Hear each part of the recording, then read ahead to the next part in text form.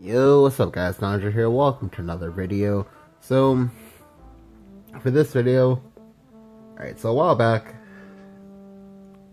a bunch of people asked me, okay, can you go a little bit more in depth on how you go ahead and how you build your decks? So, generally for me, when I build a deck, I usually have a core concept in mind of, okay, this is what I want the deck to do, and then I go ahead and try to find supporting cards for it. Now, obviously, as the game evolves, cards will be rotated in and out of a deck, and for me, usually for me, a large part of where I get my ideas are usually based off of things I observe I guess subconsciously as I watch other people's streams.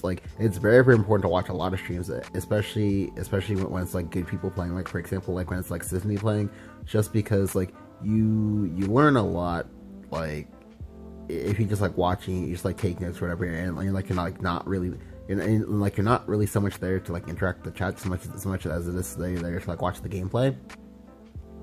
And things like that do help me, as well as just watching professional scenes, watching Japanese players, all of that helps a lot. Now, when it comes to updating your decks for a metagame, the big thing they have to ask yourself is, oops, wrong thing. The big thing you have to ask yourself is, okay, what's prominent in this metagame? Additionally, what can I get away with for my archetype? Now, obviously, there are different cards they can use to attack for a metagame, and these cards do vary by class. Like say for example, as aggro, you're not gonna be able to play something like say Tina, but you are able to play things that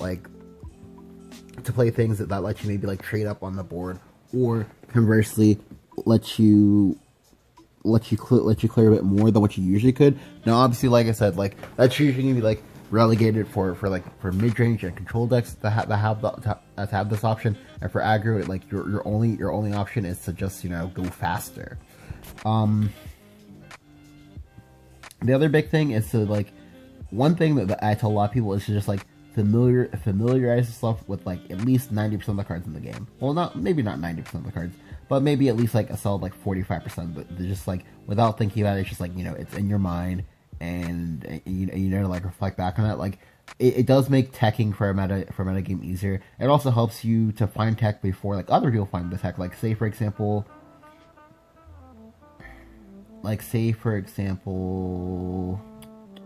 what was a good example here?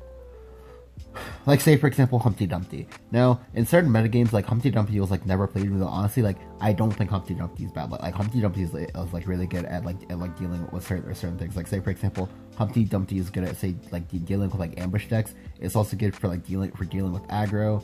Well, for dealing with aggro in conjunction, if you actually have a good curve, having a decent curve up until the Humpty Dumpty point. Obviously Humpty Dumpty is pretty bad when you do nothing but pass for 4 turns, and you try to play the Humpty Dumpty, but you're at 5 HP, so you just die anyway. And just looking at cards that you think might have some potential to do something. Usually have to fill a certain niche or whatever, so usually it's gonna be relegated towards wave clear cards. But additionally, just strong utility cards are also good as well. Okay, so a good example of a card would be stuff say Odile, or sorry, not Odile, Odell, as well as Dark John. So let's go and just click on that.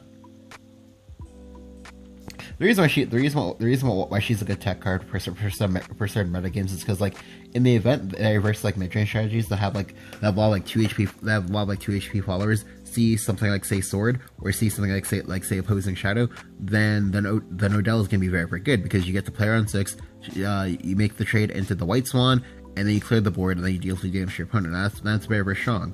An example of a card that's good in a very, very more specific niche is say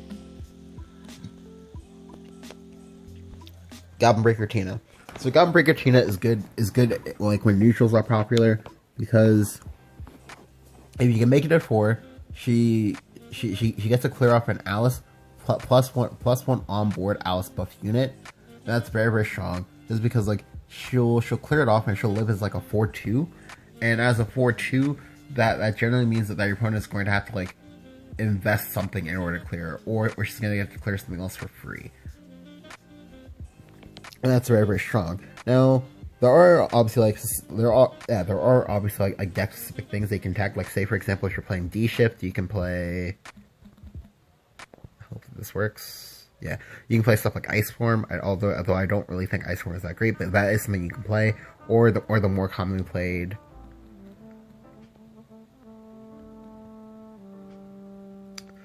Well, that was a mistake. Or the more commonly played Golem Assault. Like, it's very, very important that like that when you're thinking of text, that you ask yourself questions. Like, that's the biggest way of how you can find an answer. Just because like your mind will be like actively thinking, okay, well, what do I do? Like, do I need to go faster? Okay, let me find cards that go faster. Do I need to go slower? Okay, let me find cards that let me go slower because they like slow down my opponent's aggression.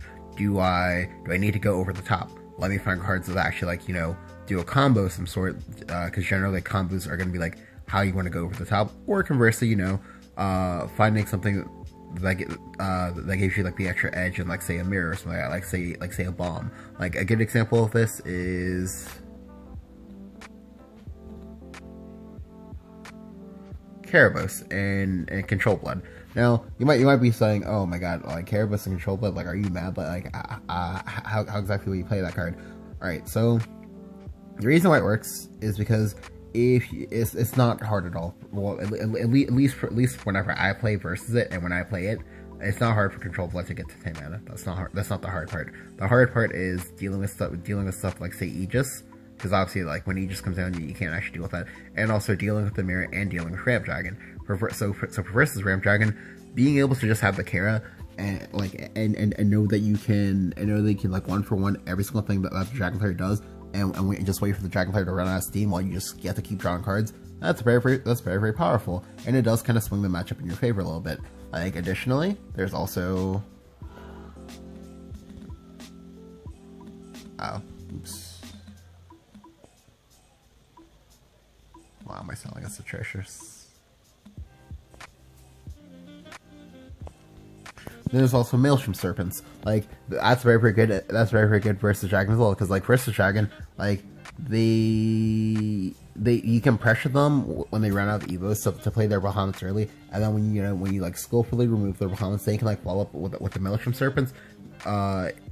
At the Dragon, or sorry, even if you're not in Vengeance, like being able to play out 2 5/5s is very, very powerful. But obviously, like being able to play out either 4 or 5 5/5s is insanely powerful. And a lot of times, the Dragon player is not gonna be able to deal with it because, like, again, like there's so many easy games that they can force the Dragon player to just like drop the Bahamut.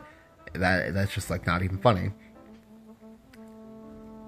Let's see what else.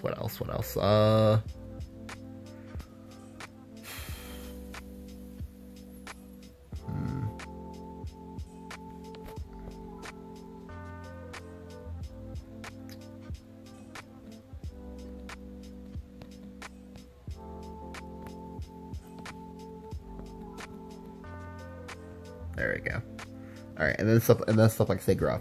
Like Gruff is very, very good in a lot of like mid-rangey decks, like specifically like mid-rangey decks that also play neutrals, just because like Gruff can trade into a lot of like things that happen in the mid game and not die. And he's pretty tanky with his base HP stats, so a lot of times if you get to evolve the Gruff and then trade into a creature and he doesn't die, he's just, you know, a 5/7 that's just like chilling on the board, threatening to clear at least 1 to maybe even 2 more guys your opponent plays, maybe even 3, and that's just like disastrous for your opponent. And then of course we come to Sword. Now obviously, if whatever deck you're playing a Sword, the concept of, okay, what can I do to attack against the matchup is going to be the easiest for you out of all the classes, just because Sword does occupy the majority of the good design space in the game. Well, I say the majority, but not really. But the overall numbers have kind of diminished a little bit for them, because now like a lot of other decks and classes have caught up. But yeah, like it is gonna be easy just because like you get like things like say this, like say Tsubaki, very good card.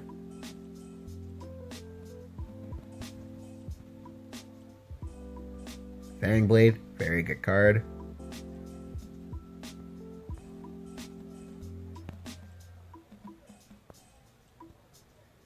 Very good card, even though no one plays it, but it's still a very, very good card.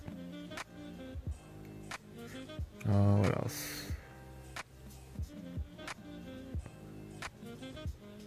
And there's like, yeah, and then there's like Monica, and then like the billion 5-drops in the sword. They're all very, very good. Like, you know, like again, it's just like little things like that. Just, you know, asking yourself questions. Like it's very, very important to figure out exactly like what the best way to ask yourself that question is. Just because like that'll give your mind more to think about in order to better figure out answers and solutions for you. Like again, this part of why I also say to try to avoid filing things without like a significant reason. Like just because you aren't playing a card now doesn't mean you won't play it ever. Well, to some extent. So just like keeping on to things for, you know, like rainy days and whatnot is always very key, and just being able to just like find solutions to problems that you might have for decks in the metagame. If you enjoyed the video, go and leave a like, go and hit the subscribe button if you haven't. Thank you guys for watching. I'll catch you guys next time. See ya.